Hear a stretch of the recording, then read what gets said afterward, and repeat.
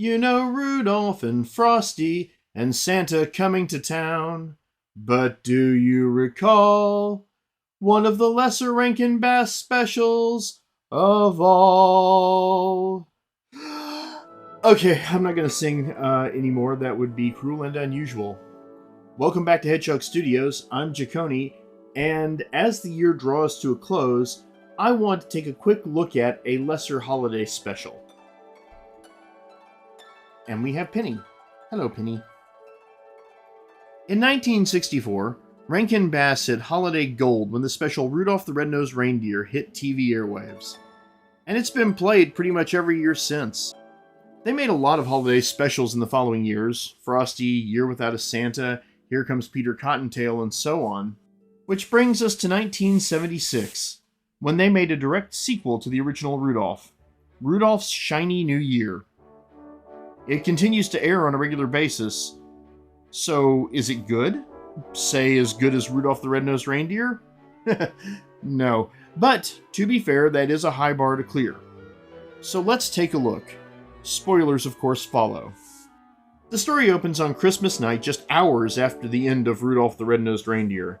Santa is given a letter from Father Time, telling him that Happy, the baby New Year, has run away, which means the New Year won't come and the entire space-time continuum will be thrown into chaos. Santa reads the letter to the elf who brought it to him, who has this expression the whole time. This elf is off the shelf, and clearly on drugs.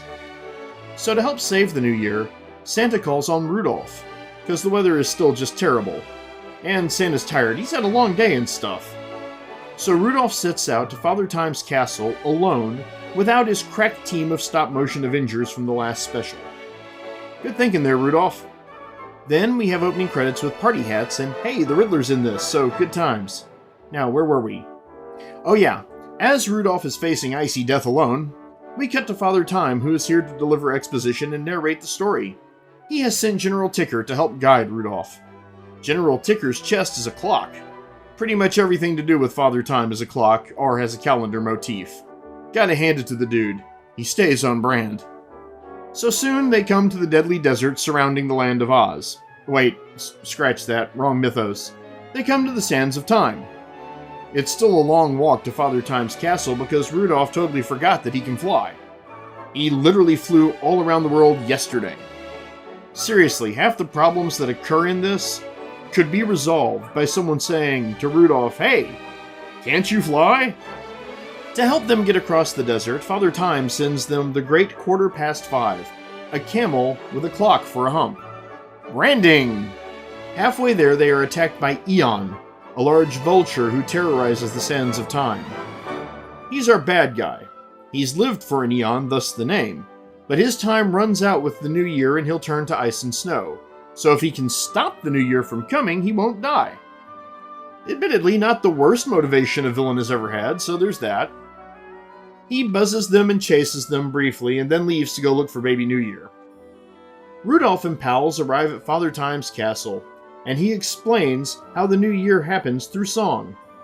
Long story short, Baby New Year is crowned in January and ages into Father Time by December, then retires to an island where it's always the year they presided over. But this time, Happy, the Baby New Year, ran off, because he has huge ears and is wet nurse, and pretty much everyone else laughed at him. Rudolph empathizes, and with good reason, as Happy stole his plot point. So, they figured Happy went to the archipelago of last year's, the Father Time retirement community. Rudolph arrives at the sea and boards a boat. Instead of, flying. The fog is thick, so he uses his nose to see where he's going. But he's also standing directly behind the sail. Eon shows up to stop Rudolph, but is thwarted by, I guess a clock whale called Big Ben. After introducing himself, Big Ben tells Rudolph to jump into his mouth, which Rudolph does! I'm starting to think Rudolph isn't so bright after all. Not being able to understand Ben from, in his mouth, Rudolph decides to ride on top of him. And they quickly arrive at the island 1 million BC. At which point they find out from the caveman Father Time. Saying that out loud sounded even goofier than it did in my head. Anyway, Happy was there until some dinosaurs laughed at him, because of course dinosaurs would totally have a conception of what human ears should look like, right? So Rudolph and the caveman set off searching several islands off-screen. Then they arrive at Island 1023, the Eternal Ren Fair Island. The Father Time here is Sir 1023, and is voiced by Frank Gorshin, the Riddler from the 1966 Batman show. He was also this dude on the totally subtle racism episode of the original Star Trek. So they search 1023, which happens to also be the island where all the fairy tales are, for reasons. We then have a montage of fairy tale gags leading up to Happy showing up at the Three Bears house and Goldilocks-ing all over the place. The bears come home and are delighted to find him. He plays with Baby Bear until his hat comes off, and well, you know what happens then. Shortly after, Rudolph and the Time Squad see Happy has been captured by Eon, who is taking him home to live with him so the new year will never come. Hey, it's a 1976 animated special. They weren't going to go totally hardcore and have Eon threaten to kill the kid. They give chase on Big Ben and squirt water on Eon, which works, causing Happy to fall. Happy flips Physics the bird by using his top hat as a parachute, then gets caught in a gust of wind and blown away. You know, this last week has been really rough on Rudolph. So Happy remains aloft for more than a day. I mean, that is some serious upper body strength from that infant. Baby New Year be getting the gains. Happy catches a kite string and rides it down to find Ben Franklin. It's Father Time 1776. On Island 1776, it's always the 4th of July. Because only the USA matters. Eat it, history! USA! USA! Anywho, they go to the 4th of July parade, the hat comes off, the ears come out, and you know the drill. Rudolph and the Time Chasers just miss him. Eon snags Happy again, and makes a clean getaway. Sure'd be a shame if someone could chase him by, say, I don't know, flying? Eon takes Happy to the island of No Name, which is due north of the North Pole. Wait, whoa. Maps don't work that way! Anywho, Eon is crowing about his upcoming immortality when Rudolph and his friends, including the not Benjamin Franklin, arrive just in time. Get it? I'm sorry about that. That was low-hanging fruit. Moving on, as the group begin climbing toward Eon's nest, Eon causes an avalanche encasing each of Team Time in a snowball. Eon celebrates his victory and reveals he's going to make Happy his slave, which is a terrible way to repay someone who's making you immortal. So, with less than a half hour till New Year's Eve, Eon goes to sleep. And I'm not going to lie, I can't quite decide if this is stupid or the ultimate power move. Rudolph Johnny Storm unleashes his Nova Nose to burst out of his snowball. He leaves the three Father Times in their snowballs, but they should be quite well protected, if they survive the freezing process, that is. Rudolph then climbs up the cliff. Climb. You can fly! Arriving at the nest, Rudolph finally meets Happy, shows Happy his nose, reveals they have similar backstories, and there's a flashback sequence with the Rudolph the Red-Nosed Reindeer song, which is suddenly animated instead of stop motion. I guess they didn't want to use scenes from the first special because of the differences in the Rudolph puppet. Happy takes off his hat, and Rudolph laughs at his ears, but tells him it's not a bad thing. Happy's ears just make you so happy, you have to laugh, and Happy buys this.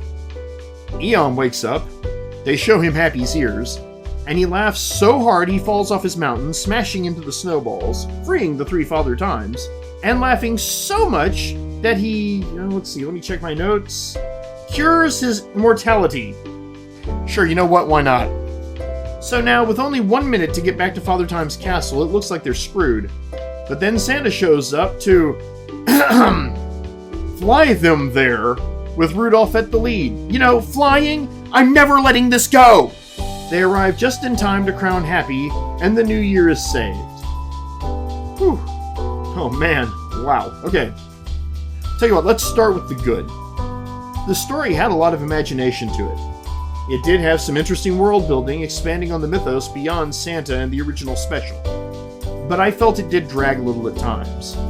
The stop-motion animation was, in my opinion, better than in Rudolph the Red-Nosed Reindeer, and the environments were much more varied, giving the animators a real chance to shine.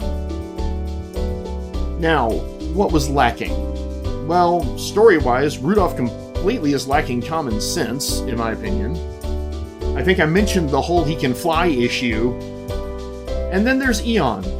Now, the puppet looked good, and it looked scary, but I just never felt he was any kind of real threat. And I know it's a special for kids, so you can only do so much. But in Rudolph, the Bumble seemed to be an actual threat that the characters were afraid of. I don't think they effectively achieved that with Eon. And as for the supporting characters, none of them rise to be as memorable as Hermie or Yukon Cornelius. And lastly, there was the music. The songs weren't terrible, but with the exception of the reuse of the song Rudolph the Red-Nosed Reindeer, I just didn't find any of them particularly memorable. All in all, I would say that while this was an entertaining special, it did not live up to the original. However, I can't ignore the imagination, world building, and technical expertise that went into it. Those were all top-notch. All that said, and this has been longer than I thought it was going to be, I give this special a solid 2 3/4 out of 5. So that's all I got. I hope you had a good year. I hope you had a Merry Christmas or whatever happy holiday you happen to observe. And I hope you have a happy and shiny new year. Please like, subscribe, comment, all that stuff, and I'll see you next time.